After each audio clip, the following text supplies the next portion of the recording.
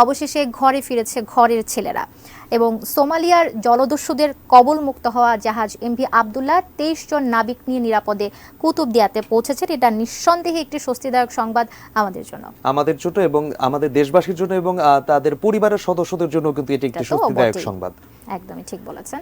এবং মঙ্গলবার কিন্তু আসলে তাদেরকে আনুষ্ঠানিকভাবে বরণ করে নেওয়া হবে এবং তারা কিন্তু তাদের স্বজনদের কাছে ফিরে যাবেন। কুতুবদিয়া থেকে গিয়াসউদ্দিন মামুনের ছবিতে বিস্তারিত জানাবেন সহকর্মী সাজেদা সুইটি।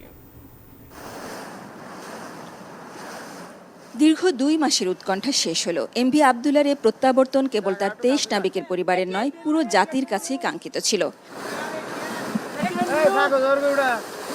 অনেক শঙ্কা, অনেক অনিশ্চয়তা পেরিয়ে দেশে ফিরলেন তারা। পরিচিত আলো হাওয়া জলের ছোঁয়ায় সবাই নির্ভর স্বস্তিতে। কেমন আছেন? ভালো আছেন? অনেক ভালো। এখন খুব ভালো লাগছে।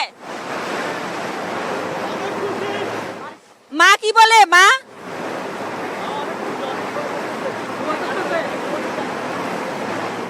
মহেশখালী থেকে কুতুবদিয়া চ্যানেলে ঢোকার সময় নাবিকদের উচ্ছ্বাসটা ছিল দীর্ঘ যাত্রা শেষে বাড়ির উঠোনে পা ফেলার মতো।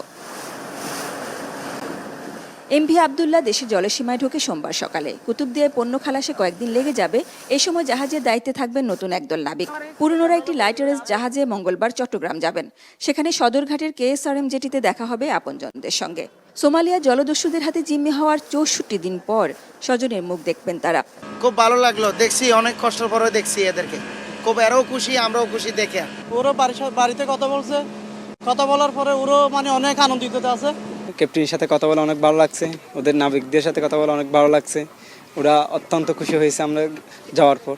গত 12ই মার্চ মোজাম্বিকের মাপুতো বন্দর থেকে কয়লা নিয়ে আমিরাত যাওয়ার পথে ভারত মহাসাগরে সোমালিয়া জলদস্যুরা ছিনতাই করে এমভি আবদুল্লাহকে। মুক্তিপণ দিয়ে 14 এপ্রিল ভোরে ছাড়া পায় জাহাজটি।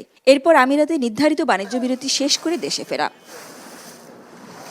2010 সালে KSRM গ্রুপের আরেকটি জাহাজ এমভি জাহানমণিও সোমালিয়া জলদস্যুরা ছিনতাই করেছিল। সেবার ছাড়া পেতে লেগেছিল 100 দিন। এবার অনেক কম সময়ে উদ্বেগজনক এই ঘটনার সুরাহা হওয়ায় প্রশংসা চলছে রাষ্ট্রীয় ব্যবস্থাপনারও।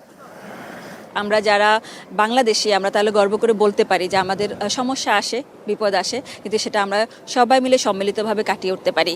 এই 23 নাবিক আমাদের ঘরের ছেলে, দেশের ছেলে দেশে ফিরে এসেছে এবং এই শান্তি, এই প্রশান্তি এবং উচ্ছ্বাসের জায়গাটা আসলে অবর্ণনীয়। কুতুবদিয়া থেকে সাজেদা সুইটি, ATN নিউজ।